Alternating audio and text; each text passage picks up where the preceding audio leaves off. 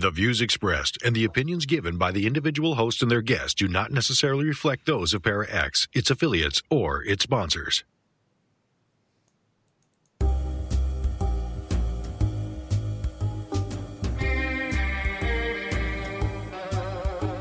Step outside of your comfort zone.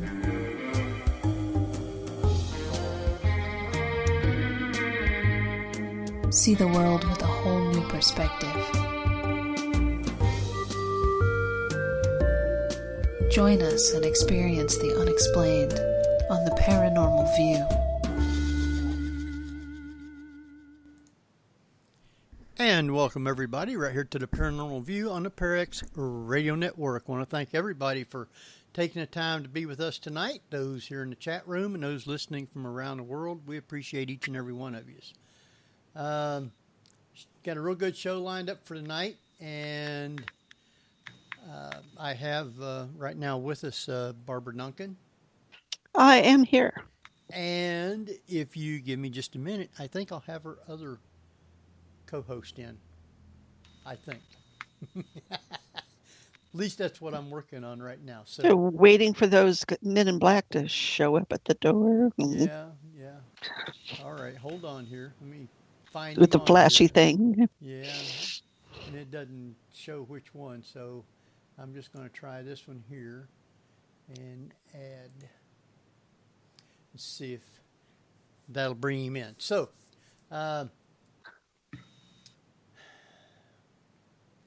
it's been an interesting week. It has been. Oh, that one's unavailable. Okay, so let me try this one here then. Got lots of stuff going on in the country. Weather-wise, I think everybody is snowed in, iced in. Good time to talk about UFOs. Yes, it is. And Jeff, are you with us? Jeffrey, are you with us? No, still not. Apparently he's been abducted. Yeah, he's been abducted. Anyway, we got a great show lined up for tonight, and we are going to be, well, actually it's a guest that we've had on for thousands of times, I think. Henry, they say they can barely hear you, so boost your signal up a little bit. Really? Oh, okay, hold on here. Let me do this then. Testing 1, 2, 3. Well, it shows that I'm on there. And they can hear me fine. So they can. Yep. Then I have no idea what the problem is. Let me know if you can. Because usually I'm the loud one here. Yeah, I know. See if it's any better then. Okay, we'll check it in chat. So yeah. Let's just keep going. We'll check. All yep. Right. So, could be because I tried to call Jeff. I don't know. It could be, yeah. It splits the microphone, so maybe, yeah. All right. Let me know if my mic's any louder now. Okay. I'll let them know. Sound is good now. Sounds okay. Good. Go. Okay. All right. Oh, I think I hear Jeff. Jeff, you with us? Yeah. What happened? What takes so long? You wasn't showing up, and I didn't know which one to click on. Oh, okay. On Skype, so do I have more than one profile on Skype of which I don't know? Yeah, you got 2 of them on there. Oh. Mm-hmm. So okay. Well, one might be your phone. Yeah, one was his phone, and the other one is here, but it doesn't tell me which one unless it shows which one you're on, but it didn't, so I didn't know which one. Evil Skype. I've been on Skype for 10 minutes. Yeah. So. Yeah, we was looking for you, but oh well. Anyway, I guess I've already introduced our guests, so you don't have to do that now. We do have. Yeah. Oh, go right ahead. I don't know where we are right now. We do have our guest, though, Mr. Thomas Wertman. Somewhere. Maybe. I'm here. I just want to scare you a little bit. That's all. Maybe you've been abducted. You know. I was just kidding about the Men in Black, honestly. Well, they said it's a tad better, so it's not really better. Well, it's yours, Mike. There, Henry. All right. I'll have to see what I can do then. I boosted it up, but I don't know if it's going to be any better or not. So hopefully it is. I'll turn this up a little more. I don't know why it wouldn't be good. So testing 1, 2, 3 then. Can you hear me better? Let me know. Jeff's the one that messed it all up when I was trying to call him in. Yeah, I was waiting on Jeff. Everyone else does. Yeah, why not? So We can blame it on aliens, but that's been done before. I use that excuse all the time, to be honest with you.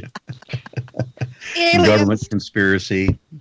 Okay. well, talking about that, you sent us some papers that had a bunch of stuff on there, and you want to just tell us how you come about it and what it's supposed to be to start with, and then we'll talk about these different things.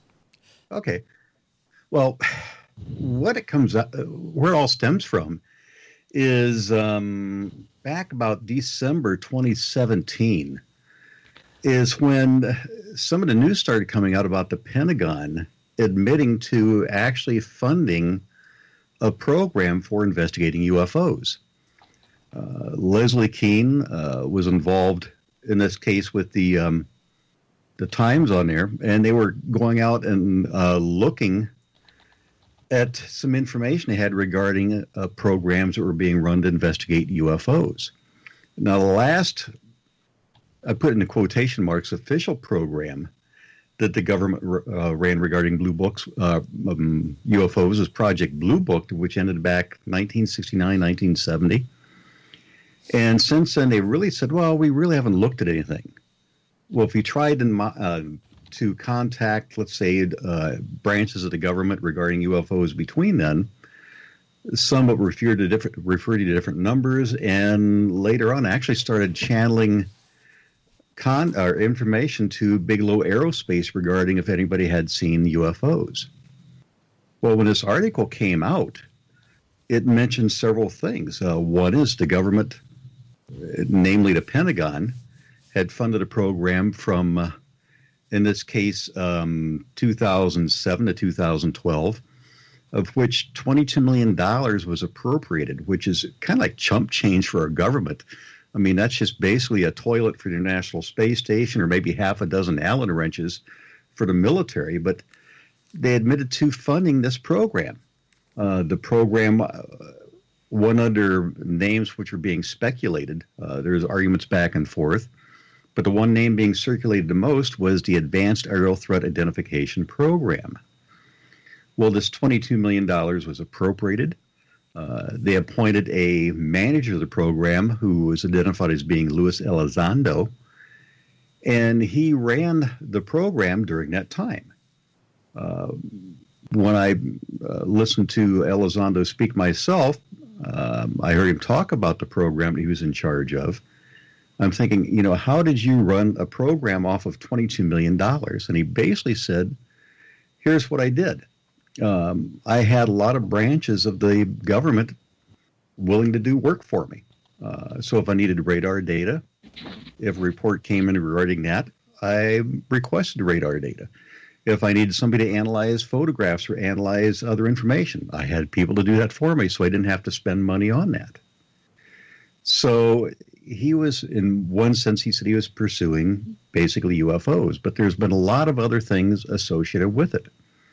And just to kind of back up a little bit more, to give you a whole picture of the whole situation, the funding was actually initiated by Harry Reid, who is a senator from Nevada. And Reid was actually interested himself in UFOs and also paranormal, because in his home state of Nevada, there is an area in this case called Skinwalker Ranch. Yes. And in this case, Skinwalker Ranch has a lot of paranormal activities. And the person who owned, in this case, that ranch is named Bob Bigelow, who owns Bigelow Aerospace. So he made friends with, in this case, Reid. Reid thought UFOs were an interesting area to pursue, got a couple of other congressmen on board, and the $22 million got appropriated out there. So kind of moving back forward, here's their money, they got it appropriated, and there were some things coming out over this span. Now, this span from 2007 to 2012, they reportedly obtained some videos. These videos were actually posted on also the Times site, of which there were two initial videos that came out involving military aircraft intercepting basically UFO. When I looked at the videos myself, doing initial analysis of it, I didn't see exact locations where they're at. There was also audio accompanying them, of which basically they were describing, a pilot's voice was describing going after an object, pursuing an object, but some of the things didn't seem to kind of match up with some of the stuff on there. Well, two of the first videos that came out were identified later on as being off of the west coast of California, roughly about 50 to 100 miles off of San Diego, involving the carrier, the Nimitz. And on that given time, what happened is they were tracking some unusual aircraft in the area. Namely, who was tracking it was a guided missile cruiser, the USS Princeton. The Princeton had been tracking over a couple different weeks objects on radar, moving anywhere from 80,000 feet down to sea level almost instantaneously. The Princeton has some of our highest capability radar. And on one of these given time frames, what happened is the Princeton picked up an object, and this is all documented in Leslie Kean's report on air. The Princeton picked up an object, and this object was roughly about 80,000 feet, dropped down to about 60,000 feet, and then went lower down to 20,000 feet. At that time, we had several different groups of military aircraft just doing training exercises in the region. And on those training exercises, there happened to be one led by a Commander Favor, who was a naval pilot. The Princeton contacted Favor and asked him if they would basically go out and check out some unusual air traffic they had in the region. But one of the things that came up as kind of unusual is they said, do you have any ordnance on board? Now, you're asking a pilot if he has ordnance on board, and he's flying within 50 miles, 100 miles of the coast of the United States. That kind of caught him off guard, and all he had on board was basically dummy weapons that they used for training exercises. They were not regular armament. He went ahead, flew out to the region, in this case, where the object was observed at. The Princeton guided him in. And then all of a sudden they get to a point where he was told merged plot, which basically means that his aircraft was occupying the same vertical space as the object. He looked above, then he looked down, and he could see a disturbance on the water down below him. Down about sea level. It looked like the water's being churned up. As he described it later on, as something like, in this case, an aircraft had crashed in the ocean and kind of like water was floating over the wings. So he decided to go down and take a lower look at this object. He left the other aircraft up high, as kind of like a high point position. So he goes down, he starts making kind of like a circling move to kind of intercept this object. And he says the object appeared to come towards him. So as he's going towards it, it's coming towards him. And at one point he thought, well, we're both kind of like in a circular motion, so I'm just going to try cutting across the circle and get to it. And he couldn't basically catch up with this object. The object then sped away. In a matter of an instant, was gone. The Princeton also lost the object on the radar, of which he didn't pick it up on his own radar, and he was right there.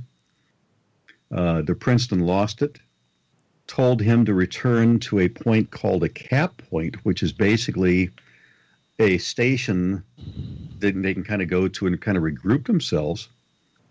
So he gets told to go to the cap point, and as he starts vectoring and going towards the cap point, he gets told by the Princeton, basically, you're not going to believe this, but the object is already at your cap point. So it traveled basically a distance of like 40 miles, something like it, in a matter of less than a minute. And the speed was way off the charts from what they could potentially do. There's video of that, an interception that when I heard Traver talking later on in one of the interviews, he said that they didn't have FLIR cameras. Well, the videos that were put on the internet by To the Stars Academy were FLIR videos. And later on, he did come out and say that, the FLIR videos, when he went back to the carrier after they were told to return to base, they broke off with the object. The object disappeared. They broke off, went back to the Nimitz. And when he got back at the Nimitz, he told other crews, fighter crews in particular, that what they'd seen, and of course he kind of got heckled a little bit, but he kind of gave them a heads up. And it appears that the videos that were put out on the internet were later videos from one of the later flights. Well, Favor's been very vocal about coming out, talking about what he saw, describing the events. And since that time, one of the radar operators has also now come out and started talking about the event and started describing this case over a 2-week period of what he'd seen and what he tracked on the radar. It was just, to him, incredible. It was just completely unbelievable. So how many in total incidents were there? Well, there was the ones off the West Coast, which we don't have an exact number on. But Favor that day, he was in his own group. There is a group of Marine fighters that same day that also had gone to the same region because they were also guided out by the Princeton. But then later on, there were more videos which came out. One which has been identified as being off of the eastern coast of the United States. Now, it's not identified exactly where, but this was an East Coast sighting. And this was one that they called, the video is termed as the Go Fast video, where another group of F-18s is out flying. Again, there's an object that they're trying to track. And in this case, what the pilot was able to do was the pilot was able to look through his FLIR camera. And normally what they try to do is they try to use an automatic lock on there to pick up the target. But it cannot automatically start tracking this object. So what he did is he started basically, under Barbara, trying to pan back and forth to the camera, trying to track it almost like turning a handheld camera, keeping it in focus. And at one point, he got it roughly centered in the frame, and he was able to lock on to the object to automatically track it. And when he heard the pilot was just going nuts because he says he couldn't believe that he actually was able to lock on this object. And there's been different opinions on how far the object away, how fast it was traveling. But again, this was a similar type of an object of what they tracked before. And from what they've come out to say, the individual, in this case, Luis Elizondo, has been saying is there is even more and better videos out there than the ones that came out. Now, these videos, by the way, there's all sorts of confusion there. Some of the videos were basically stated as being classified, and they really weren't. Mr. Elizondo told me that he says what they'd been going through is basically a process where they'd really scrub these videos, going through removing basically information which could be of international security out of these things. So all you're getting is just a snippet from like X number of seconds of them tracking the object, but they kind of like wiped out the information regarding their exact position, what flight crews were on board. They came out later on and identified themselves. So a lot of information had been cleaned out. Well, the one thing that you sent to us that is actually located on, you can find it on YouTube. is the interview with Kevin Day, who was one of the, I guess, the radar operators. Yeah, and that was really good because one of my friends had said that he'd talked to Kevin Day, and I was trying to find more of the interviews on that because it's one thing if you have, let's say, a pilot like Fravor coming forward, but now when you get other people coming forward talking about the incidents, like in this case, Kevin Day came out and said, yes, I was on board to Princeton that given day. Yes, this was my responsible on it. I was responsible for these things on those days. And yes, we were tracking objects, and these objects had been tracked not just once, but multiple times over a several-week period. And what they had basically described on there is they considered them for some time to be kind of like a non-threat. That, yes, they could pick these objects up, but they were at a very high altitude, and they really didn't seem to be an issue. But then when they were conducting military exercises out in that region, Day convinced his commander that maybe we should go ahead and look at these things. We've got some flight crews up there. It could be a potential hazard because we are conducting military exercises out here. And that's when he got the permission to go ahead and have the jets go out and try to intercept the object. And he was basically backing up everything, the story that Fravor was saying. Yes, they were at this altitude. Yes, we were diving down. They were going down to sea level. And he was confirming everything from a totally different point using a totally different observation system. So to me, this is adding more and more credibility to their story. Yeah, he said that those UFOs was flying around 25,000 feet, and in 0.78 seconds, not even a second, they went from 25,000 feet down to 50 feet. Exactly. And I don't know if you've ever been on a plane, Henry, and when they hit an air pocket. Yeah. But when you drop 500 feet, that's one thing in just a matter of a second or two. But imagine dropping 25,000 feet in less than 1 second. Yeah. And I think Dave said that how he kind of defined it was how long did it take you to think about this just dropping from 25,000 feet to zero? And somebody said about 1 second. And he goes, that's basically an easy way to describe it. You're right. I mean, you just think about that speed under Barbara going from 25,000 feet to sea level in less than 1 second. Anything organic would not survive that. You know, and that's the funny part, because on one of the explanations on one of the other videos they had, they were basically describing it, saying, oh, it was a bird that they were filming. No. Now, that can't explain all these others out there. And when I was thinking about this the other day, the government shut down Project Blue Book because they said that they basically didn't have any information regarding the fact that there were technologies out there beyond anything beyond what we had ourselves.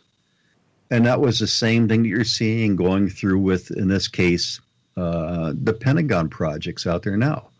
Well, we're not seeing evidence coming out of anything beyond our technologies. Now, wait a minute.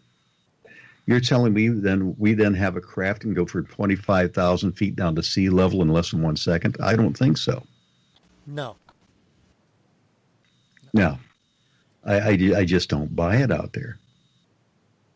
I just don't buy it. So I started digging a lot more into this whole thing. Well, not only that, let's face it, going from that height down to sea level and stopping. Right. Oh, exactly. And not crashing, because that's a completely different type of technology when you can just stop. Exactly. Just think of that inertia going forward. Well, they have the Star Trek inertial dampers. Well, of course they do. You need a reverse thruster on that one, because That's right. it ain't going to work. Exactly. You know? Yeah, the G-force, I don't think us humans would even be able to withstand anything like that. They got to have technology that we can't. The organic, yeah, it'll rip apart. Yeah. You're right. We don't even have you think about going through the atmosphere of friction. We don't have a craft that could travel at that speed right now, basically tearing itself apart. True. At least not an aircraft. I mean, we do have missiles that can go several thousand miles an hour, but there's been a reported Aurora aircraft and some of the other ones have been testing reportedly that go up to like Mach 5. But still, they can't stop on a dime. That's not going to happen. No. So when you hear these stories about these objects going from 20,000 feet down to sea level, going 40 miles in a matter of less than a minute, it's like that can't be anything that we have. I mean, I could see maybe one thing being a radar glitch, but not multiple time frames over there. No. And not especially when you get visuals on the same objects. That's another thing completely. And there's no way in the world that a bird's going to do that either. Last time I looked, no. At least not to keep its feathers on. I mean, unless it wants to look like a cooked chicken by the time it goes through the atmosphere at that speed, I don't think it's going to happen. Might be one of those big pterodactyls or something. That could be. Yeah. That could be. But this has been an interesting story I've been following, and I'm trying to find out more all the time. And the other day, I just happened to be kind of searching the internet. And on this particular subject, there's been Freedom of Information Act requests turned in. One individual who's done a great job is John Greenwald, who's out on the West Coast. He runs a website called The Black Vault. He's turned in probably a record number of FOIA requests on this. I've got some other friends who have also done the same thing, and basically the last stuff they've been getting back was nil. And what they're doing is they're turning in requests looking in all different ways for information regarding the Advanced Aerial Threat Identification Program. So they've been trying to play this thing every way they can because they put in one, well, this doesn't work, let's try another one. Because with the FOIA request, you have to get extremely detailed. You just can't send a request and says, I want to know everything on UFOs. You're not going to get anything. You have to be much more specific. So when they turned in on things regarding this, what they abbreviate as being ATIP program, they were trying different avenues to find anything they could, and nothing was really coming out. And then it was last month, I stumbled across a website that I didn't know that much about to begin with until I researched more into it. But it's a website run by the Federation of American Scientists. And they like to look at government programs. And I found a FOIA request that had been responded to. The request was made by Stephen Aftergood of the Federation of American Scientists. He turned it into the Defense Intelligence Agency, the DIA. And what he wanted was a copy of the list that was recently transmitted to Congress of all DIA products produced under the Advanced Aerial Threat Identification Program contract. So what he did is he didn't say, I want to know everything related to this program under that term particular. He says, I want to know about information being sent to Congress instead regarding this program. And they responded back saying, we have one document which consists of 5 pages. Now, they did come out and say that per the FOIA, these different rules and regulations on there, they released this information, but some information could also constitute invasion of personal privacy, so they were withholding certain information on there. But they responded, and they sent a letter that was the letter which had gone to Congress. Now, this is when John McCain was still alive, and also it mentions Jack Reed, which also goes by Harry Reid, who's a senator from, in this case, Nevada. The letter basically states that, Dear Chairman McCain and Ranking Member Reid, based on your interest from your staff regarding the Defense Intelligence Agency's role in the Advanced Aerial Threat Identification Program, please find a list of all the products produced under the ATIP program for the DIA.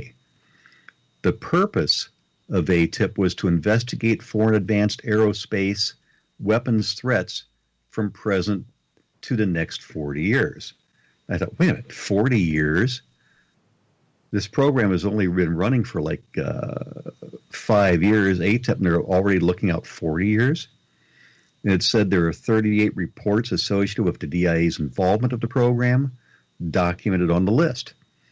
It says all are unclassified for official use only, except for Attachment 37, which is a secret version of Attachment 38, involving state-of-the-art and evolution of high-energy laser weapons. Now, Jeffrey, remember, this is secret. Don't tell anybody about this, because they're not supposed to be putting that information in here. Oops, yeah. But then they go back and basically state that, okay, there's other things in here, respectively titled Attachments 11 and 15, titled Field Effects on Biological Tissues, and an Introduction to Statistical Drake Equation. We're happy to provide this information, but everything else is freely available on the Congressional Operations site, I guess, so they could access this. And it gives a list of basically about 15 people in the Senate and the House that this was being sent to. But when I sent you this list on there, Henry, I don't know what you thought about it when you saw the list. Yeah. I'm like, what the heck are they doing? Now, it doesn't mean they're necessarily running programs on these, but they paid for reports involving information on these particular areas. Well, somebody's doing research on them, and if it's top secret, then they're knowing more than what they're telling us, period. And like the first one, advanced nuclear propulsion for deep space missions. Yeah, now I can see, deep space manned missions, but nuclear propulsion. Yeah. They've experimented with that in the past. And then they're also kicking around all these other ideas out there for propulsion.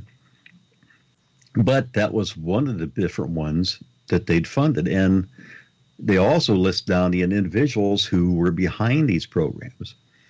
And when you look at these, most all these individuals are all doctors. They're working for a number of them for either corporations or universities.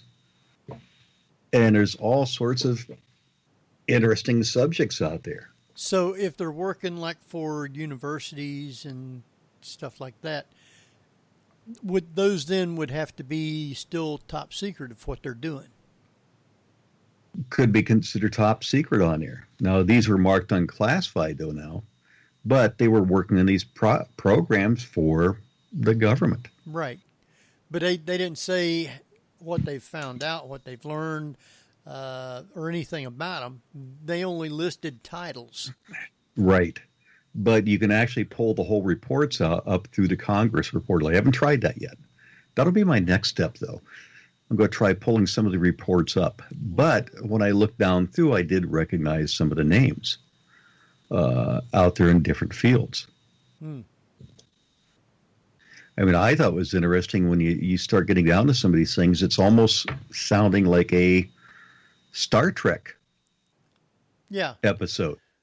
Like number 3 that I got wrote down, invisibility cloaking.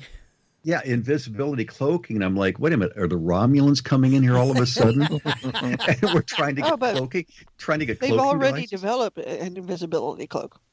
Yeah, well, yeah. I saw the one where it was, they called it like the Harry Potter cloak. Yep. Yep. And where it basically had cameras on one side that would almost give you like a pass-through image of what you're looking at. Yeah, they did that with one of James Bond's cars. Right. That same type of an idea on there. But on the other hand, it makes you wonder, wait a minute, are they really pursuing something much deeper on there? Or something much more technical to basically block, in this case, light waves or deflect them in a different manner? Right. Almost really like going back, in this case, Jeffrey, to the Romulans out there. Well, that could also be used like if they was going into battle somewhere. I mean, against another country or an army or something. I mean, if you got something like this where you can cloak an army or a platoon or a company or whatever. Oh, exactly. I mean, if you could cloak a tank, think of how much damage that could do. Yeah. Getting into a certain area. If you could cloak an aircraft rather than using stealth technologies like we have, what could be done? I mean, it's incredible. I mean, the ones that really got my attention, Henry, is when I dropped down below that one and saw traversable wormholes, stargates, and negative energy. Yeah, I seen that one too. They still don't know what a wormhole is, I don't think. I think they're still speculating out there. Well, a Stargate's like an entrance into a different universe, isn't it? Right. That's the way they've been portraying it out there, like on the TV shows. But that means they're also looking at other dimensions. Well, what about negative energy? What is negative energy? That one I have to plead the fifth on. I wonder if they're talking about dark matter. I think that's what they're referring to without seeing that actual report. Now, that individual who wrote that paper, Dr. Eric Davis, he shows he's working for Earth Tech International, and his name is actually on, I think, about 3 different papers of the ones that they'd funded on here. And what I'm one of these guys that, I don't know if you're like me, Henry, if I watch a movie, I'll start looking at all the people in the movie and checking out their backgrounds, what they did before and things like that. Yeah. But when I look at a name on here, I'm like, Eric Davis, where have I seen that name before? It's like, what movie's he been in? And next thing you know, I said, wait a minute. When I was going back and researching Bigelow Aerospace and some of the programs that these people have been involved with, Bigelow himself, Bob Bigelow, was Bigelow Aerospace, ran his own organization, which is basically a science research institute, before he ever got involved with the government projects on there. And he basically closed his own program down because he said he didn't really find, that much information out there regarding things, the same things, extraterrestrials, unusual things out there. But on the name of his panel, if I remembered correctly, I saw Eric Davis as one of his advisors.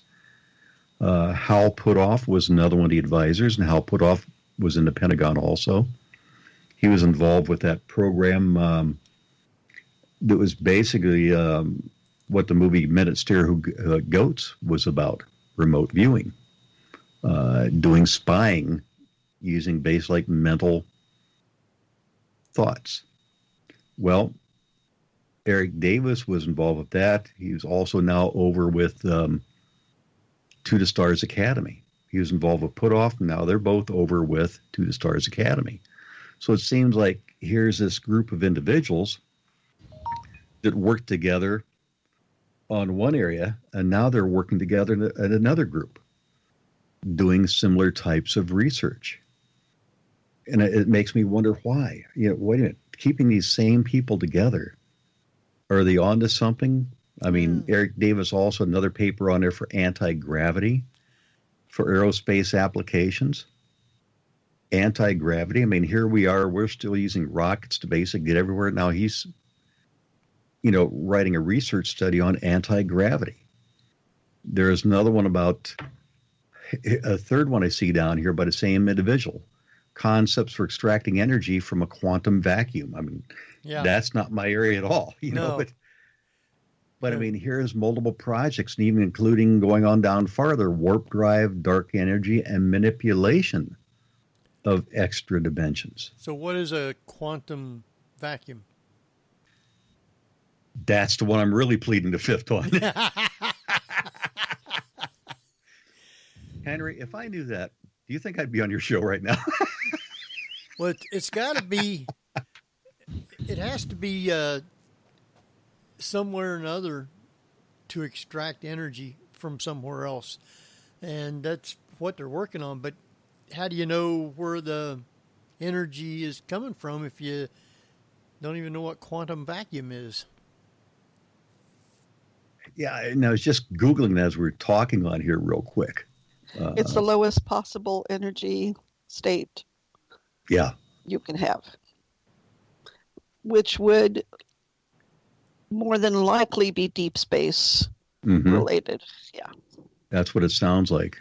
So in other words, you're getting your own fuel or an energy source for propulsion, even though in a spatial vacuum. Right. Which, That's it. And it's like, wait a minute, here we had a program that's under the title Advanced Aerial Threat Identification, but now they're getting into all these other areas with their studies on here. Well, the interesting one to me that stuck out was both of them are at Wayne State University. Mm-hmm. And that was the cognitive limits on simultaneous control of multiple unmanned spacecraft. And the other one is quantum computing and utilizing organic molecules in automation technology. it's like for unmanned space ships. Yeah. Mm-hmm. So when you're seeing almost like unmanned spacecraft, it's like, okay, now are we talking almost like drones? Something to go out there at very far distances? I mean, well, it was Hawking's idea to use these little laser propulsion system nanosatellites, and that's on here as well. Right. So it would maybe somehow having an interface in there where you could technically travel if somebody was manipulating them. From here. Well, it's like our space probes. Yeah. Mm-hmm. You know, even though we're But controlling conscious. them from here, we send a message to it. It takes, 12 hours, 12 days or something like that before we can even know if it reached them or if it's working? Exactly. I mean, you think about some of the ones now we've had reaching the edge of the solar system. And that's why they're pre-programmed. Like I think I mentioned the other day, there's one I was looking up about one of the missions to go to one of the asteroids, that once it gets so close, it has to go under a pre-programmed sequence because they can't control it basically from Earth. It just takes way too long for the signals to get there. So it has to go through an automatic sequence to be able to land on that asteroid. Wow. Well, I think what we're going to do is take a quick break and come back and delve into this even more. And I didn't get to let everybody know, if you do have questions, you can private chat them to either H. Foister or Ceiling Cat, and we will get those answered for you. If you are listening from somewhere else and you want to come over, it's at paraxradio.com. And just click on the Chat Now button at the top of the page, and you can follow it and be in with all these wonderful people here and interact with them and interact with us also. But if you're somewhere else and you don't want to come over here, you can still, if you have a question, send a question to the paranormalview@gmail.com, and we will get those answered for you. So with that, I think we're going to take us a quick break. I'll let Jeff take us out. And just remember that you guys, your mics are live, and you will not hear the commercials. Right. So yeah. Well, okay. You're listening to the Paranormal View on para-x.com with your hosts Henry Foister, Ceiling Cat Barbara Duncan, and myself, Jeffrey Gould, with tonight's always excellent and wonderful guest, Thomas Wertman. So stay tuned for more of the Paranormal View after the break. Whether you're listening at home, at work, or anywhere, thanks for making Para-X part of your day. Your source for everything paranormal, Para-X. And welcome back, everybody, right here to the Paranormal View on the Parax Radio Network. I want to thank everybody for being with us tonight, those here in the chat room and those listening from around the world. We have with us tonight Jeffrey Gould. Hello, hello. And Barbara Duncan. I'm still here. And speaking of around the world, where do we have listeners at tonight? We got lots of listeners in the United Kingdom, Canada, and the United States. All right. And they're all chomping at the bit because they want to hear this guy talking. And welcome back, Thomas. I'm back. I've heard that before. I'm back. That's right. Yeah, I'm back. Well, it could be worse, though, Henry. It could be, and here's Johnny. Oh, yeah. Yeah, it could, but no. We're talking about some of these different programs that I guess is the government's not doing the research, but other people are. So the funding is going to them, but you still get the sneaky feeling that the government has their hands into everything. You do. I mean, because this was that $22 million, which was appropriate. I mean, I haven't seen a breakdown dollars and cents on where everything was at, where it went to, but these were studies funded by that organization. And it makes you wonder, I mean, what are they doing? They're pursuing a little bit of everything under the sun out there.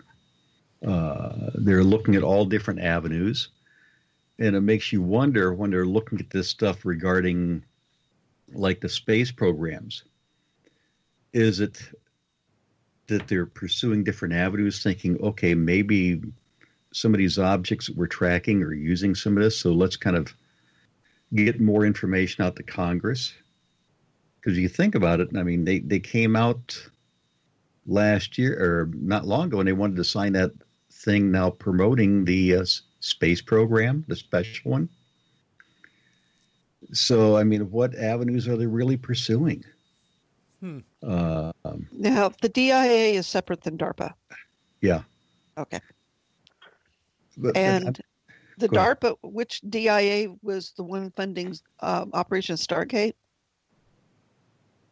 That was, that was the DIA. That was the DIA. Okay. Yeah. Yeah, that was on their list on there, was Stargate's on there now. Oh, I meant, the Operation Stargate. Oh, yeah. Operation Stargate. Now, the one that Hal Putoff was involved with goes under Operation Stargate. That was the remote viewing, right, where they were training individuals to remote view. In this case, let's say, for example, instead of sending a spy to Russia, let's have them try to view things inside of different buildings, different activities. And, I mean, they shut the program down, claiming, it didn't produce that much. But then again, maybe there is more to it out there than what we know. Well, that's why I'm wondering why they put Stargate on there, and are in relation to organic studies and AI, whether they're thinking of trying some sort of cognitive androids or drones, where somebody could interlink with them. Androids. You mean interface directly with the AI? Interface directly with the AI or the drone. Oh, yeah. So essentially Cybermen. Well, not interface. Well, they've already figured out that 3 people can manipulate and talk to each other. They've already done that. So now I'm wondering whether or not they're thinking of some sort of human interfacing with the AI drones that would allow them to control and virtually see through a deep space drone. Mm-hmm. Well, and the thing I've also wondered too, Barbara, is, about controlling the craft with the mind. That there's no physical controls. Yeah. If something is there. Now, this is a little different, but have you ever been almost involved with prosthetic arms and stuff, right? Yeah. Have you ever been involved with a project on there, Barbara, doing remote viewing? I've tried remote viewing, but definitely not with Operation Stargate, nor with the Stanford research project. We did one in one of the groups I was with the one night. And the gentleman who did it was out of Colorado. And he basically said, I'm going to do a little exercise night going into remote viewing. And we're doing it by a Skype, of all things. And he says, I'm going to take and give everybody directions on how to do it, on what we're going to do tonight. And he's not even in the room. He says, at one point, I'm going to take and put a picture on my own screen. And I want you to see if you can visualize what I have on my screen. And we'll go from there. Well, what happened under Henry is I had this image pop in my mind before he ever started giving directions, and I started drawing this image up. It was kind of funny. It was like a stick figure, but the stick figure had a pyramidal-shaped hat on, and its arms were out at a kind of an odd position. And what was really weird, though, Barbara, is I was hearing a clicking sound in the background, almost like cymbals. I couldn't figure out. So I hear this like clicking sound in my mind. Like a mantis. Well, I can't figure out what it is, but I'm like, okay, I'm drawing a stick figure out and la, la, la. And he says, okay, now here's the directions. He started giving directions. He says, okay. And all of a sudden, for some reason, I said, I'm done with what I've got. I think I just drew the first image, something associated with it. Well, he goes on, gives everybody time to draw the first image. And then he says, we're going to take and go through some more information here, and we're going to have another one for you. All of a sudden, this object pops in my mind. I used to draw a lot of stuff in isometric views, 3D views. I have this isometric image of like a rectangular box with a rough surface. I'm drawing like a little circular dome type thing on there. And what's really weird, Barbara, is I can hear water. I can feel air blowing around me. And all of a sudden, everything in my mind is associated with earth sounds. Green patches of grass. And I started drawing on this picture, green here, blue, and all these little things like that, making little notes all over. And we got done, I got done, and I go, I think I just drew it. And then everybody else starts drawing. Well, once we got done with these two images, he turned his screen on. And what he was looking at was basically like a building over around Siam, someplace like that. Oh. And he says, well, you got the pyramid right. I said, no, look at your building. And around the edge of the building was all these figures like I had just drawn. With their arms out, and they had symbols on their fingers. Yeah. Oh, those little clackers. Little clacky. Yeah, little clacky. Yeah. And I said, I drew the figure on the building. And he goes, oh. Thomas. Yeah, and then he's put the second one up, and it was actually an image looking down at a satellite going over the Earth. And the satellite was turned, it was rectangular, turned the exact same position I had drawn with the dome that actually was an antenna on top. And all the other notes I was making was grass, which was the Earth, showing below through like cloud cover. You could see the oceans. And I think he was kind of shocked when he saw that picture. with how close it was and never have done an exercise like that before. And he goes, well, maybe you should sign up for my program.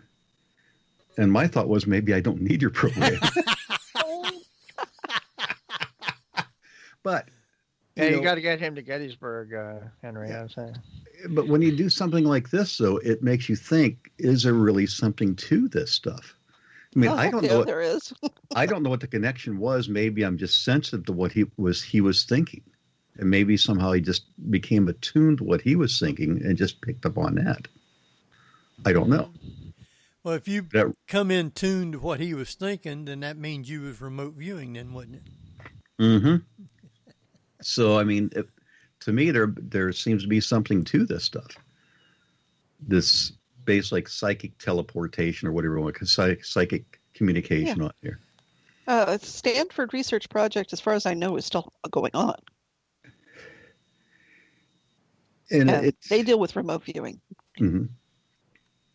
So, and when I saw the government's into that, and they're looking at these areas,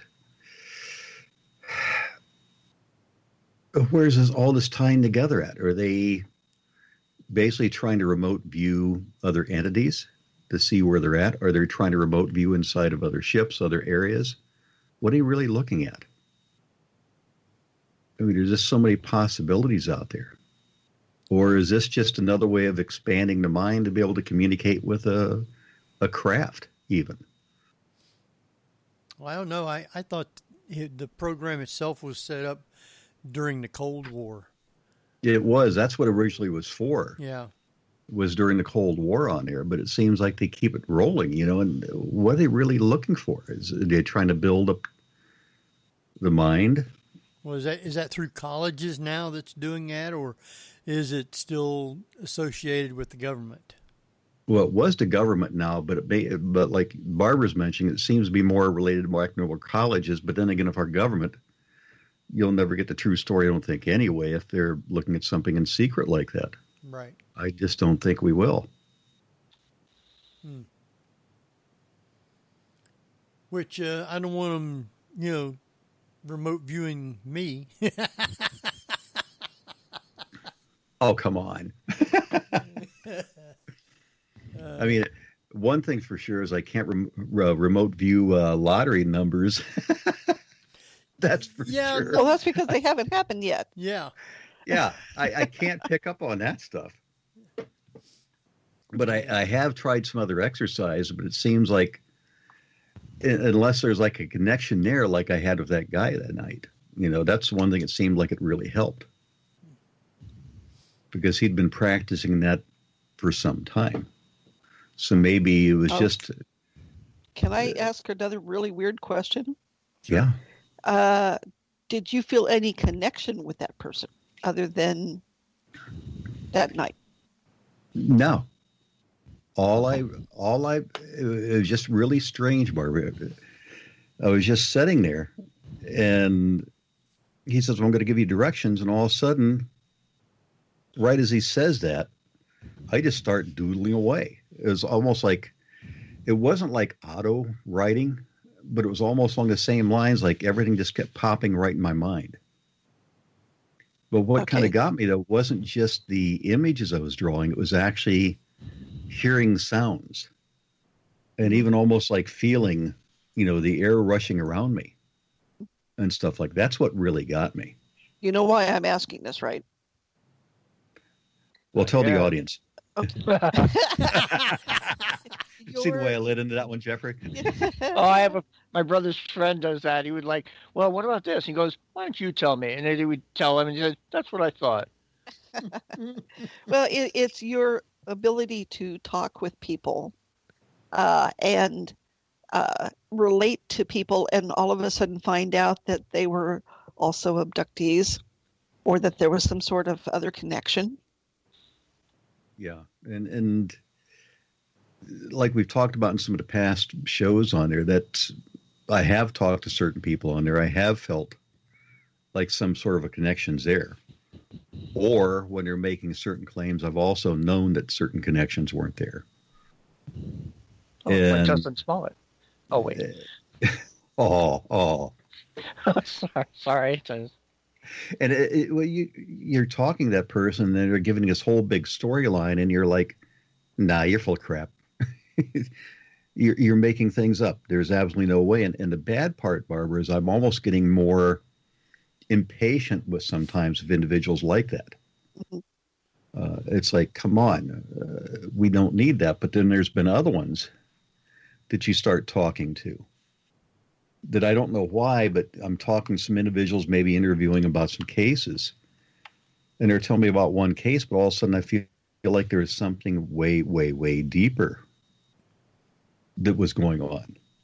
And all of a sudden they start pulling out more information, telling you more about certain events that happened to them in the past. It's actually way more telling that maybe they've had like an abduction or some type of situation like that.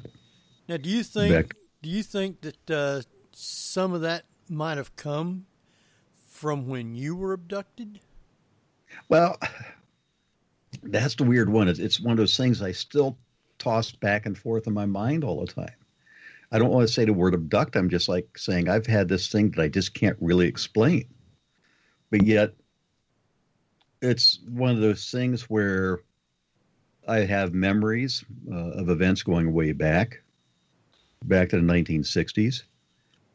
Certain characteristics I developed back then are similar characteristics to what somebody has been through that's been through those situations on here. And it's one I never told my parents about. Remember back in the 1960s, just having that dread fear something was coming for me every night. And having those feelings of, in this case, basically almost like out-of-body experiences. That I'm being taken, I'm going someplace, and just can't explain it. Also, at the same time, that was when I got extremely sick. Had a lot of physical problems and almost died at the age of 15 through conditions on it were nervous related. They couldn't figure out why I had those type of situations, and I had we just had the normal home life. There was nothing unusual about it. But I just kept feeling something was coming every single night almost. And you'd go through the paranoia of looking for something that maybe wasn't there. Hiding almost in a closet. I remember talking to somebody not long ago about that same thing, that they were basically hiding in a closet because they knew something was coming for them. And having the same type of feelings on there.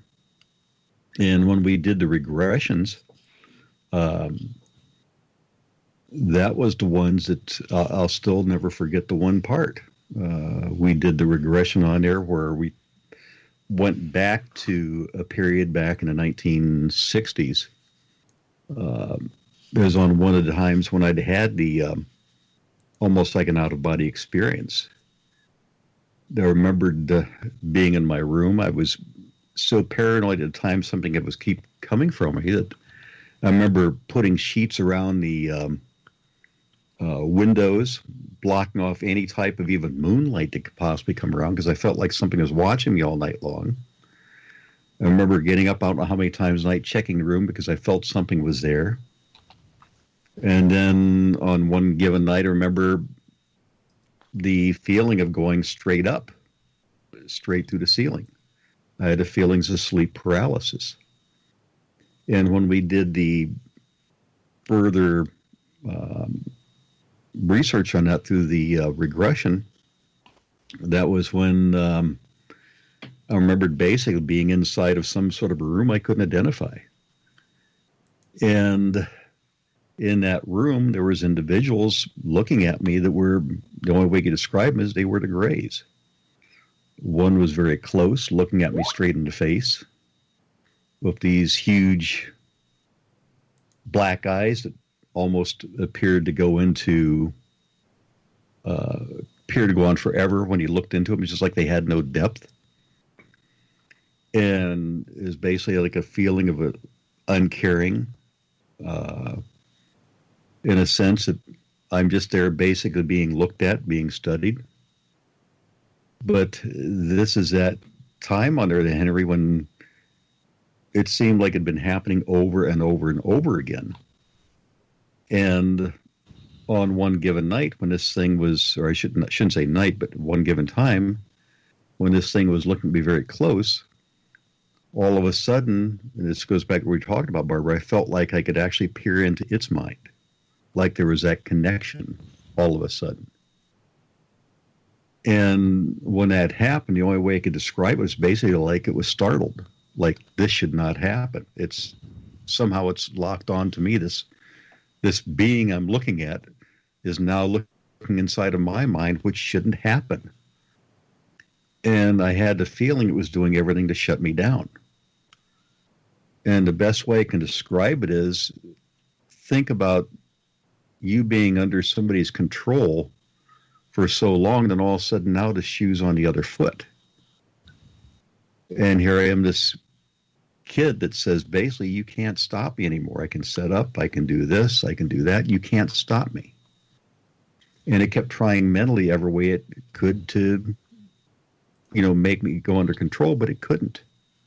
I'm this rebellious kid, I guess you could say, all of a sudden now. And at times I felt like, since that event, because I felt not only that I could see inside of its mind, but it was almost like it could connect into a hive with everything else out there. And I could connect into that too.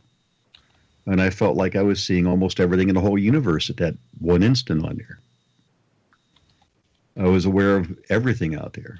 And you're right, times are, if I guess you say if that really happened, maybe there is the connection that's still there that's not completely broken. The times I do tap into that, and maybe on that night when I did a remote viewing exercise, somehow that tapped back into it again. There's been some cases where I've done investigations where I feel like I'm right inside the witness's own mind, almost looking out through their eyes, so to speak, seeing what they see. And I'm sure you also pick up on their body language too, don't you? Big time. Big time on there. I know when, matter of fact, you said you had listeners in the UK. I did a investigation, not by remote viewing, by the way, but long distance in the UK. And the witness was describing an abduction type scenario. And as he's describing it, it was kind of funny because I'm seeing it almost through his eyes. I'm not seeing it as like somebody from the outside. I'm almost sitting in his seat, experiencing what he is going down the road. Where he's going down the road with his family. They're in a car at night. The car all of a sudden coasts slowly over the side of the road, like it's almost like been turned off. And he looks over, and his sister and his parents both fall asleep. And he remembers looking out through the roof of the car and seeing, because it had like a sunroof in it, and seeing objects come over their car, 3 objects in particular. And next thing you know, he kind of blacks out. And next thing you know, Dad wakes back up. They end up driving on to London, and they get there about 45 minutes later than what they were supposed to. Somehow they lost about 45 minutes of time. So he was describing the whole event to me. I wasn't just picturing, how this whole thing played out. I was actually like seeing it from his eyes. And I remember talking to him about it. And as we're talking about it, I was even describing the type of road he was on when that happened. And he goes, yeah, that's it. How did you know? I said, I don't know. I just felt this is exactly the way it looked. But I was seeing this image in my mind of the type of road that he was going down on that day. I was describing some of the surroundings, and he said that was it. So I don't know. This is one of those things I still battle with back and forth. One hand, I want to believe it. The other hand, I'm like, really? Did it happen? Kat in the chat room Wanted to know, are these actual memories or ones accessed from regression hypnosis? Well, there's the memories I've had about the events. Like in this case, when I've done the abduction cases, those are all real life things. Now, what we were doing with the regression is basically what they did is they took me back to a point because I told them that I'd been through. I basically told them that I'd had like periods of like sleep paralysis. And I kind of described roughly the situation, but didn't give them all the details. I basically said I'd had some sleep paralysis type things. Also, in this case, what I really described is one of the events when I lived in South Carolina. I've talked a little bit about before is when me and a buddy went hunting, as we loosely called it.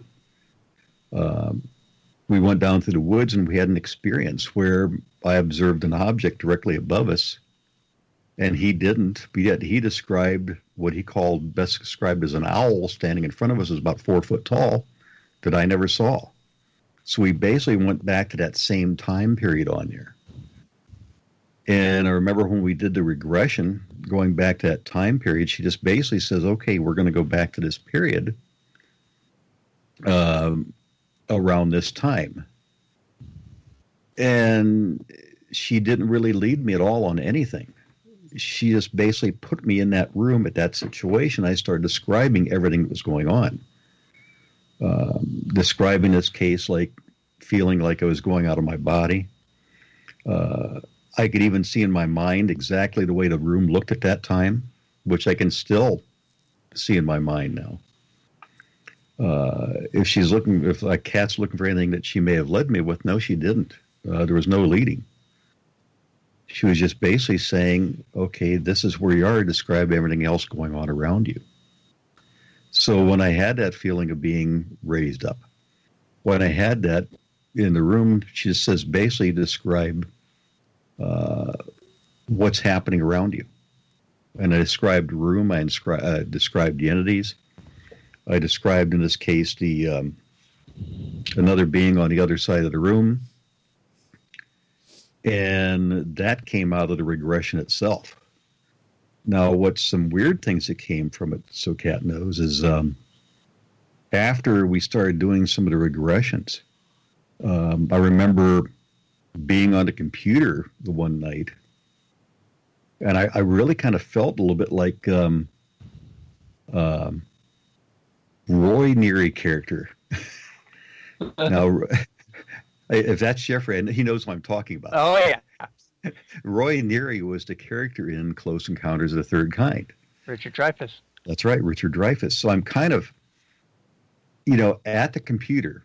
I've got, I'm looking at different pictures on here, just kind of dabbling through sites looking. And, all of a sudden this thing popped in my mind. I said, yeah, that alien I kind of saw that night, in that regression, I kind of visualized. Let's just kind of look around on the internet a little bit. And I must have looked maybe 15, 20, 30 minutes. I mean, you see the hocus one, the bogus ones, the real scary ones, like how the movie Aliens, but all of a sudden I saw this gray. That for some reason it stuck out as not, it was unusual.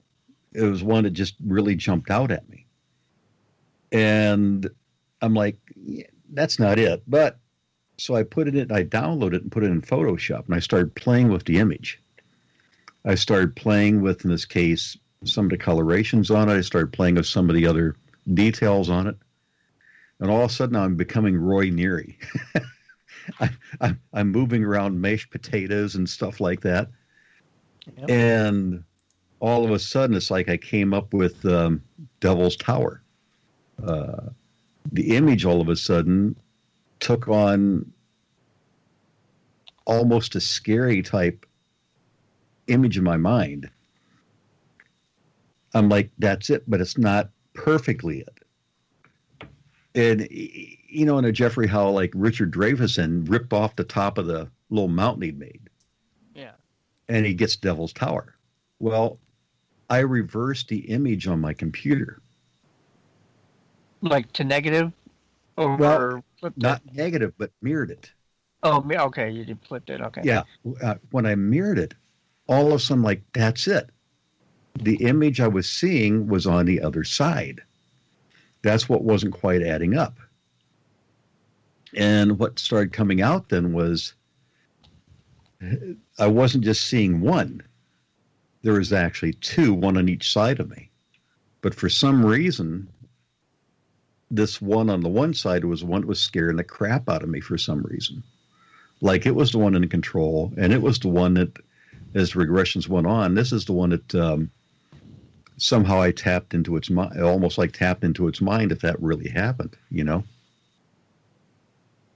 But a lot of the memories on there that I had around that time frame, it was almost like all the pieces of the puzzle started falling together or closer together on there. Things started making sense, and then other things I'd completely forgotten about started popping back up. Little details on there about all these events. But I mean, the paranoia I had back then was just crazy. I remember my dad, I think at that time he had like a hernia operation, strangulated hernia, and they didn't trust the doctors in South Carolina because they just didn't feel like doctors in South Carolina were trustworthy at that time, I guess.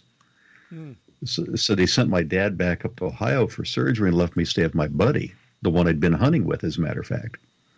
So he lived in this old house that didn't even have indoor plumbing. He had, I'm dead serious about this part, he had the outhouse out back with the Sears catalogs in the outhouse. There you go. And you know, it's just like, I remember I had a shotgun beside my bed I knocked over that night. Oh. And it was shotgun, by the way, it was loaded because I didn't feel safe sleeping in the room without it. Yikes. Well, what do you expect? Oh, because of the aliens. Yeah, I felt like something was coming, and I was so terrified. I said, he says, okay, you put the shotgun beside your bed. So there were like twin beds in this one room we were sleeping in, and sometime during the night I swung around and knocked the shotgun over. Well, at least you didn't have it, cocked or anything. It wasn't cocked, but they did take it away. That'll be quite enough out of you, young man. Exactly on there. Okay.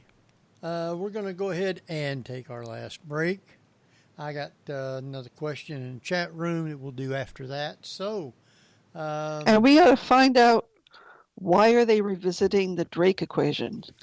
I had that as a question as far as wanting to know what the Drake equation is. Because I have no idea. So we'll find out. I guess it's how to do music properly. Oh, it's the wrong Drake, I guess. We'll find out after break. Jeff, you want to take us out? Yep. Well, you're listening to the Paranormal View with hosts on para-x.com, of course, with your host, Henry Foister, ceiling cap Barbara Duncan, and myself, Jeffrey Gould, with tonight's excellent and wonderful guest, Thomas Wertman. So stay tuned for more of the Paranormal View after the break. Para-X Radio, programming for the open mind. And welcome, everybody, right back here to the Paranormal View on the Para-X Radio Network. I want to thank everybody for being with us tonight. Hope you all are enjoying the show. We have with us Jeffrey Gould. Hello, hello. And Barbara Duncan. I'm still here. And our special guest, Thomas Wertman. Hello, hello, hello. All right. That sounds good. We're having a good discussion on some of these topics here that, what kind of list was that, Thomas? Because I don't remember what it was. This the DIA list? Yeah, DIA list. Yeah. And I got a question, though, first before we jump into the other stuff from the chat room. And it is from Tabby Cat. And she wanted to know, other than the Betty and Barney Hill and the Travis Walton cases, Are there any other cases that seem to be more documented than others? There's some like the allegation. The British forest? Well, you've got, in this case, you're thinking of Rendlesham on there. Oh. Rendlesham Forest on there.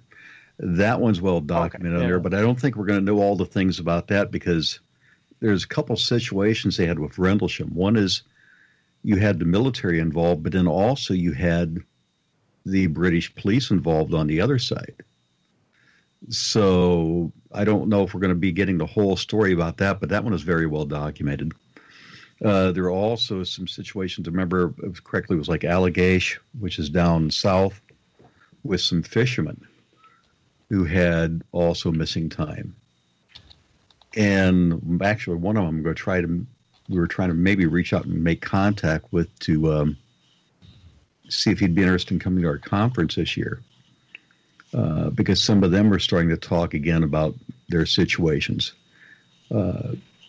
There's other ones, too, though, out there that I've had a number of people talk about having missing time, different witnesses I've talked to. The thing is getting the information to really prove it. We've had a number of people say they've had implants, getting the implant to prove it. We don't have as much documentation on those as the Betty and Barney Hill one. The Betty and Barney Hill one, that was just unusual for that time. It just jumped out so much. And then Travis Walton, the same with his. I mean, when you get somebody who was out there who had 3 days of missing time, and his stories remain constant since the 1970s. He's not adding stuff to it, embellishing things. It stays exactly the same. As long as it's not made into a movie. Oh, wait. Yeah, unless it's the second version that they made. I still have to see that, yeah. Yeah, unless it's the second one. But, yeah, the first one was bad. But, those are the two most well-documented ones out there. But, again, if you think about it, both of those they made movies off of. Well, did some of the guys that was with him also testify like as a witness? Yeah, the ones with Travis. Yeah. Yeah, they've come out, and then he was even doing some talks where some of them didn't come out and, give their side of the story too. One of them, I guess, hasn't because the way I understand it, he was like supposedly the bravest guy in the group, but when it came down to that evening on there, that night, he didn't have the bravest image out there, and he didn't like being portrayed that way. So I guess he hasn't really come out that much and talked, but some of the other ones have, backing the story up. Wow. And it's always good when you have those multiple witnesses out there. Okay, Barbara, you wanted to talk about, what was it? The Draker question. Yeah. I find it fascinating that it's back on the list because it's a standard equation. I mean, yes, we can keep adding galaxies and planets to it, but why is it being revisited? I don't know. But you're right. I mean, we keep adding galaxies. We keep adding new discoveries out there. But, the equation itself is constantly just basically giving us an idea of how many civilizations out there we may possibly have communication with. Mm-hmm. That and the one I was talking about, which was the space communications, implications of quantum entanglement and non-locality. Sounds like they're working towards quantum communication. And if somehow they're trying to tie the two together where you can communicate vast distances by quantum entanglement. Mm-hmm. Yeah. And just, I really like to pull these full reports up and look at them when I get time. And try to piece together what they're really going after.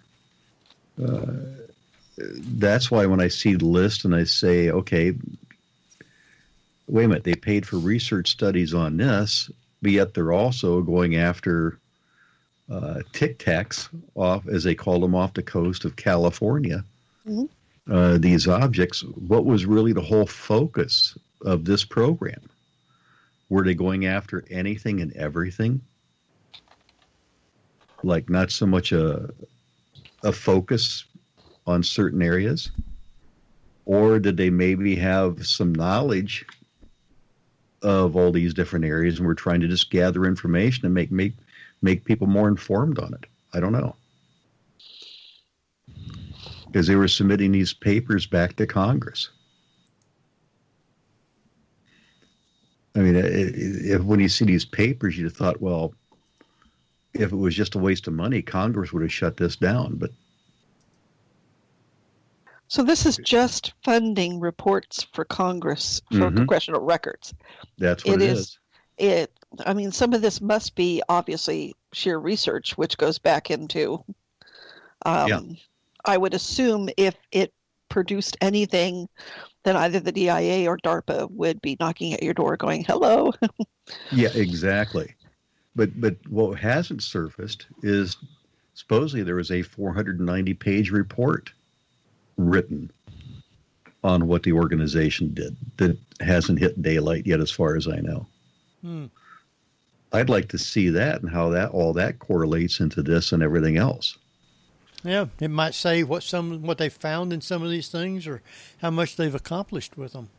It could, or at least what direction they're going with this. Right. That we've had some potential or some positive, and we want to keep pursuing this more. Well, they had one on their warp drive, dark energy manipulation of extra dimensions. I wonder if they found anything out on any of that. Well, see, here's the thing when it goes back to, was that one of the ones by Eric Davis?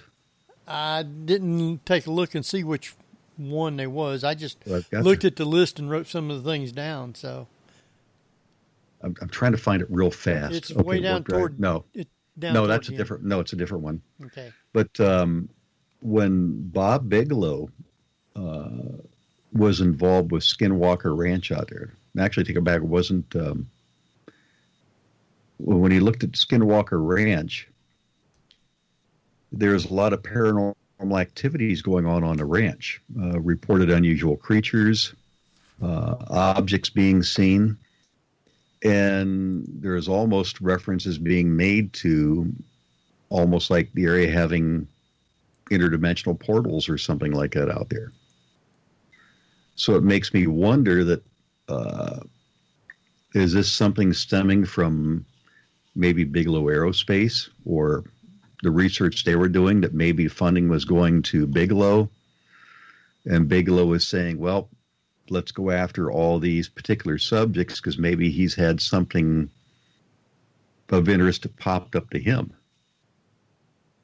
And he's just using the financial resources he's had available to pursue things he's after. So like maybe that they had things happening on his properties out there at Skinwalker Ranch. They thought maybe was interdimensional. Maybe he just had the funding used for his own resources. I don't know. But that's why I've got to try and look at this whole picture with Bigelow, Potoff, and all these guys connected together. Well, who is in charge of this foundation now, or whatever it is? Well, the one ATIP? Yeah. Elizondo doesn't say. He said that when he left and he resigned in 2012 because he just wasn't happy with, I guess, the way they were doing things. They cut the funding, which the funding, I shouldn't say cut the funding ran out. But he said that even though the funding ran out, they were completely functioning yet. So basically, they were using all the other resources available to still get their work done. I would almost have to say that if the government's behind it, they're using some sort of a black ops operation funding type thing to do it. Yeah, he said the funding is still there, or Elizondo even said they had different branches of the military If he wanted certain things done, they were kind of competing against each other to get it done, to get him results. Right. But he said that when he left, the organization was still running, and they appointed a new manager. Now, he couldn't name that manager, I guess, according to his agreements on here. But he said the organization is still running, to his knowledge, to this day. And it would be secretly classified then. Yeah. Mm-hmm. Yeah. And we're just not seeing the information see the light of day out there. They had another one listed on here, the state of the art of high energy laser weapons. And that one of the papers there was the one that they said that was classified. But the thing about the high energy laser energy weapons, we're using those now. And the other day I was reading about a test on board fighters now using high energy lasers. So the idea is now it's almost going into, maybe Jeffrey can help me with this one, the phasers. Yeah. It's basically what it's going into. I mean, here we're becoming Star Trek, and now it's not going to be guided missiles. You're potentially using lasers now as weapons out there. Well, they're plasma based, so they're particle weapons. Yeah. I was watching some tests earlier where they were doing it on small drones, but they're using lasers and knocking small drones right out of the sky with them. So it's just a matter of getting enough energy concentrated. And they're also, I saw one out there where now there's a like a $10 million contract or something that was just awarded to like Lockheed and some other companies out there where they want to make basically an RV type vehicle, something that's small that has a high enough energy weapon on it can bring a plane or a missile down. So that's one I can see that they're probably getting very close to utilizing out there, of any of them. I thought they had that already built up there in space. Wasn't that what it was for? Was to shoot down incoming missiles? That goes clear back to like Reagan's administration, wasn't it? Star Wars? Star Wars, something like that. Yeah, the Star Wars thing. Yeah. But I don't think it was designed like some of the ones are now where, I mean, they're using very high energy to bring down, they were testing against Russian missiles, even like artillery shells, to see if they could bring them down. Right. Mm-hmm. And then make it completely mobile. Because I think one of the things is just the power capabilities. I don't know how much power it'd take for something like against a satellite. But if you're up in space, I think about no atmosphere is up there. And it may only have to cause like minor damage to a satellite up in space to make it non-functional. Because one of the things that they're looking with the space program they're initiating is really satellite defense. It almost goes back to the movie Independence Day, how they took the satellites out first. Oh, yeah. Right. When you think in this case about foreign powers, if they could take our satellites out, how much they could interrupt. Right. Not our communications, but financial markets, everything on there. It could be out instantaneously on our communications. So that's why they want to focus on that. Well, you know, if I assume that the aliens are halfway smart, and you would think that with all the satellites they're staying away from us. Yeah. Well, with all the satellites we got floating around, it kind of like runs everything for us. If they wanted to invade us, all they had to do is take all that stuff out to start with. Exactly. I mean, when Independence Day did that, to me, it would be right on the money. Yeah. If they take our satellites out first, I mean, we lose so much. Not just communication, we lose information regarding weather. Well, not only were they taking the satellites out, they were manipulating through the satellites. Exactly. Using them against us. Yeah. Yeah. Yeah. Communicating. sending signals right through. I mean, yeah, that to me, that would be an ideal way to do it. And you're right, Henry. If they wanted to be disruptive, I mean, they would do that. Mm-hmm. I haven't seen where they've actually tried to do anything like that as far as invasion or warring or anything like that. Well, the only one I had to laugh about was one of the Mars rovers one time. That it was almost like it lost power, and then all of a sudden it was like somebody cleaned off the solar panels. And I thought, wouldn't it be kind of odd if something was up there and kind of wiped the solar panels off so we could pick up more power and start working right again? Because one of the theories was, I think at the time, that maybe there were some winds on Mars that kind of blew the dust away. Well, there is wind on Mars, but right. But on the twisted side, what if something cleaned off the panels? ET's up there with a squeegee. Yeah, exactly. It's just like pulling over to a stoplight. Here they come running out, and here we'll help you out. There's nothing up here anyway.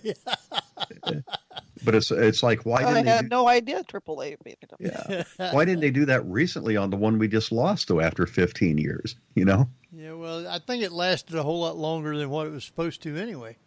Yeah, it was only supposed to go like 90 days or something like that, and it went 15 years. So that is a tremendous accomplishment for NASA. Yep. Well, that also explains or also helps us understand what battery life is going to be like. Oh, something during it must be atmosphere. Yeah. Yeah, they run solar panels, didn't they? Yeah. But did the solar panel charge the batteries up, or did it just completely run off of the solar?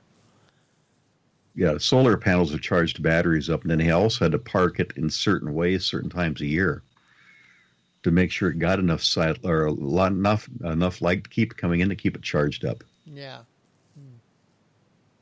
And to keep the heaters running and stuff like that inside of it. So we need to send another rover up to change the battery out. So then there'd be two of them. That wouldn't be a bad idea. Send another one up to look over the first one and see why it went down. Maybe that's what they're doing now, is they're trying to build robots that can do mechanical work like that, go up and fix stuff. Or you never know, Henry. Maybe somebody came along and spray painted the panels, and that's why they don't work. Well, that could be.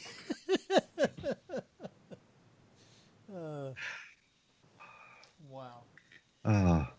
So alien graffiti. Alien right. graffiti. So, have you had any new sightings or cases around Ohio? I've got some coming in now. I'm getting back into. I had one they just sent to me the other day where it's going back into some photo analysis. Lights moving across in front of a camera view I got to look at. They just sent to me today where the witness, I didn't get a chance to look at the report real in depth yet. It just came in, but the witness had their cell phone out and recorded an object going across the sky. Now, I want to go back and read a report out, because sometimes you'll see that person submitting a report says, I didn't see it at the time I took the video. And when that happens, you always have to question about the fact of lens flares and stuff like that they didn't see. But I've got to look at more of the details behind it on there. But that was one that came in recently. But I think what we're seeing is some more reports coming into what we have been seeing, just due to like Project Blue Book series on again. Yep. And I think we're seeing an influx of some new UFO sightings because of that. Right now, we're not getting a whole lot in. I can't remember how many we've got for the year already. We happen to get like 2 or 3 more cases in today, I think it was. Oh. Well, now, but nothing had jumped way out at me away. When somebody sends something in, like I seen a light going across the sky, you check, make sure it's not a plane and everything like that. Do you also check and see, or can you get reports where the government had radar going and picked something up also? Well, the thing that I'm running into is I've got a receiver in my office where I can pick up transponders of aircraft. And the thing that they do is they filter out the military stuff. When my receiver picks it up, it goes to like a main server. And when it comes back out, they scrub out the military stuff. But I do have another website I use now that does give me military, limited military. The other night I was actually tracking some B-52s. One night a drone did pop up out west. That was really surprised to see for the first time. But the only way I'm going to get that information, more information, is probably if a FOIA request. And then you've got to be very, very, very detailed exactly what you're looking for in there, Henry. But if they did track a UFO, they wouldn't tell you that. Not hardly. I haven't gotten a call from the White House yet recently that says, "Hey, why don't you check this out for us?" Yeah. But no, they really don't give us much of anything out there. I have to pick up stuff on my own, or what happens out there, Henry, is there was an incident about a year ago where they tracked a lot of stuff going across the country that might have been part of a whole military exercise. But those had to also get FOIA requests for to get radar data released. But they don't come out and tell you that, no, we picked up something unusual out there. Well, now, does the airport radar pick stuff up like that too? The stuff I'm getting is transponders. It's got to have a transponder on board. Okay. So is that the only way that they see stuff on their blips? Well, they'll pick up stuff on radar. Okay. But more and more now I'm seeing a lot of these sites are picking up transponders. Like the ones from, FAA requires that all planes have transponders, right? Yeah. And there's different types out there. The one thing that I've been looking for, because I just saw one come in somebody's case the other day. To me, it looked like the Goodyear blimp was in another state. But that's one that I'm trying to find out what transponders they're using. They've got to have something on board. And I haven't tried the one other one I've got that doesn't filter stuff out to see if I can pick up anything yet with the Goodyear blimp. But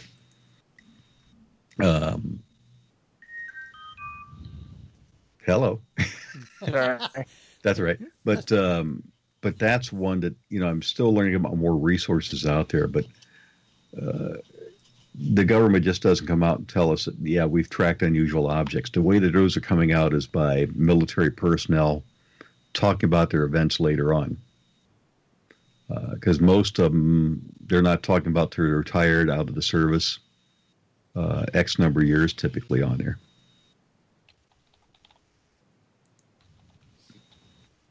Oh, yeah. So what about military planes? Obviously, they have transponders as well. Mm-hmm. And helicopters.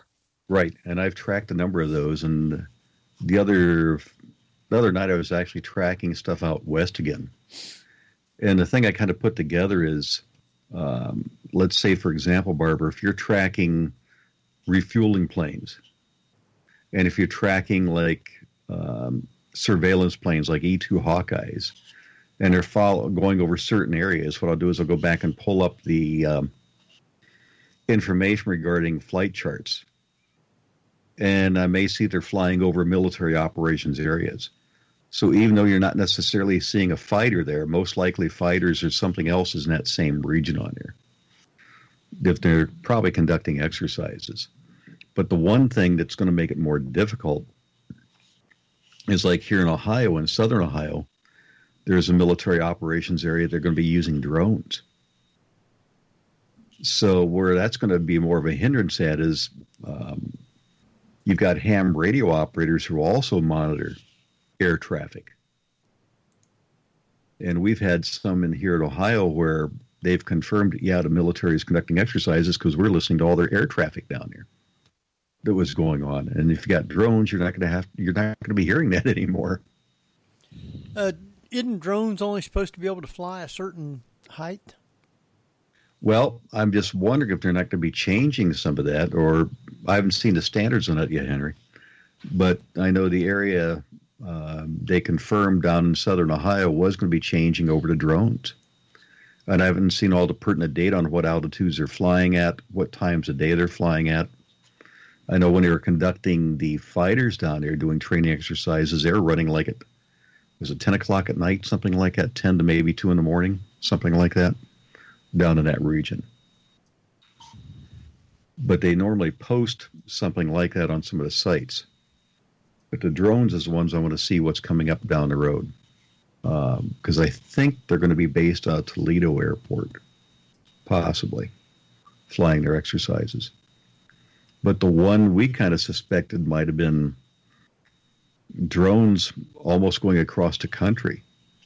There was one where there's a whole lot of military flights flying like in unison.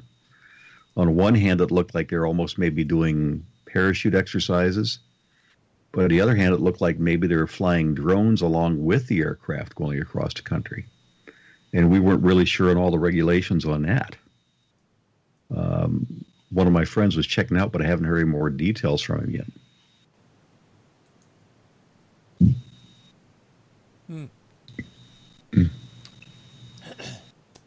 Our time is just zipping right on by. And I don't know if people in the chat room knows it yet or not, but you are doing a radio show now, of your own. Yeah, I'm doing my own podcast. I got a little crazy and said, I've been bugged enough. I've been on your show enough. You was only practicing. I know what you was doing. Oh, you really helped me a lot, polish my routine, Henry, But I was actually bugged, and a group associate of Star Trek said, hey, we've got a podcasting channel out there called Odyssey. Would you consider doing a show on Odyssey for us on UFOs? And it's one thing sitting behind a mic here talking and doing something like that, but it's another thing putting a show together because how much research that you have to do. So I appreciate what you, Barbara, and Jeffrey do and research on the backside. So I'm up to episode 5 right now. I'm working on one for crop circles that I'm going to be doing on a show called UFODyssey. We're on iHeartRadio out there besides being on Odyssey Channel. So I'm supposed to have the next episode done tomorrow, Henry. But I'm going to focus on crop circles. When I do it, I like to look at not only discussing subjects, but as much as I can, I pull in actual things I've worked on. So I've done a crop circle investigation. So I'm going to relay a lot of the information we came across when we did it, besides giving background stuff on crop circles. I did a couple other episodes out there. One was on, in this case, going back to the 1960s on there, a case we had here in Ohio, but how they utilized that for the movie Close Encounters of the Third Kind, a scene in there. And I was giving correlations on how the actual event went down compared to what they basically begged, borrowed, and stole for Close Encounters. And I said, sometimes when they dramatize things, the real story may be even more telling about what happened on there. Because what the deputies went through back in the 1960s was traumatic, without a doubt. And it's one of the great stories you just don't hear that much about unless you're kind of like a UFO historian. So I'm presenting some old stuff, and I'm also going back into some new stuff.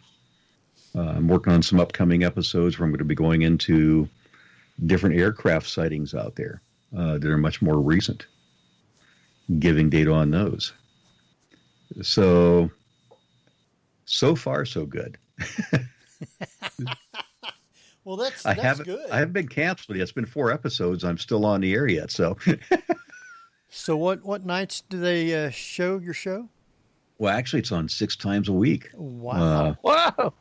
Are you repeating, or you? Yeah. Repeating. Out that many shows. Well, what they're doing is I've got one new episode a week that they're airing 3 times.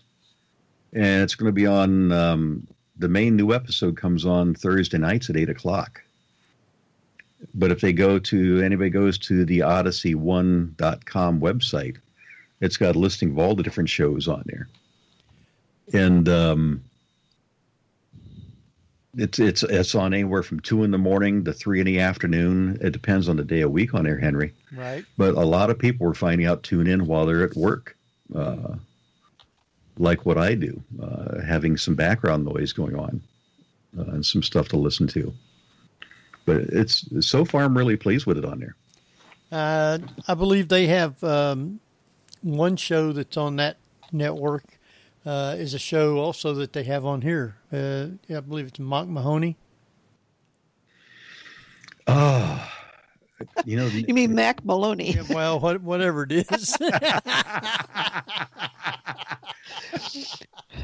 They've got a lot of they went from having just a few shows. They're actually playing a lot of older radio shows and stuff, sci-fi stuff from like the 50s and 60s. Yeah, they have some of that sometimes. I'm listening to it on the radio. Yeah. Yeah. Radio classics, and they decide to expand out the network real quick. And they went from like having like 4 or 5 shows to now they've got a full schedule rolling out there. And this has just been over like 60 days. And they were putting the bug in my ear the other day, wanting to know if I would go 2 shows a week. And unfortunately, I have to do this thing called work to support my hobbies. So until that gets over and done with, which hopefully will be this fall, I'll be retired. Then maybe I can up it and also go live at the same time. Wow. So it's on Odyssey, but it's spelt different. How do you spell it? Yeah, it's a weird spelling of Odyssey. It's ODYSY1.com. And that's the network they can go to, and that's the network it's on. They can listen to the shows. Exactly. All right. And what's the name of your show? Mine is called UFOdyssey. UFOdyssey. UFOdyssey. UFO, kind of like Odyssey, right after that. All right. And when they suggest, it's like those teen programs, Youth at Risk. That's right. In my case, they suggest a name. I said, that sounds good. So it means I don't have to think about a name for a show.